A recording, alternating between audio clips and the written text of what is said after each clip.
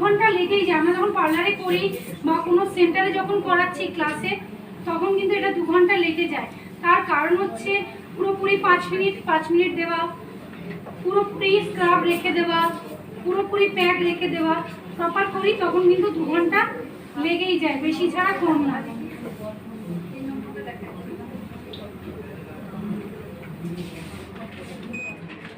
ওই মেশিনটা একটু কাজ মেশিনটা না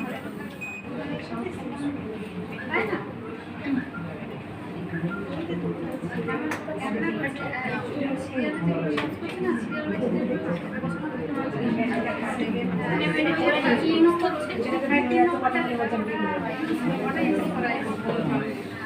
আচ্ছা এবার বলি, এটা হচ্ছে ফুল স্পিডে আমাদের স্কিনের সেকেন্ড লেয়ার পর্যন্ত প্রেস করে ময়েশ্চারটাকে পেনিট্রেট করা, ময়েশ্চারটাকে ভিতরে ফোর্সফুলি ভিতরে দেওয়া, যেটা হাত দিয়ে কখনোই সম্ভব না।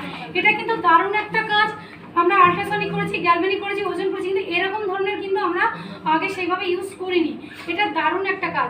মানে কেউ যদি সিরাম আর টোনারের মিক্সিংটা ঠিকঠাক দিয়ে করে, স্কিন ফেশিয়ালের পরে ইনস্ট্যান্ট দারুণ একটা গ্লো করে।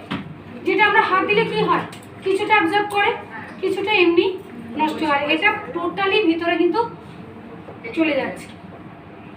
ঠিক আছে,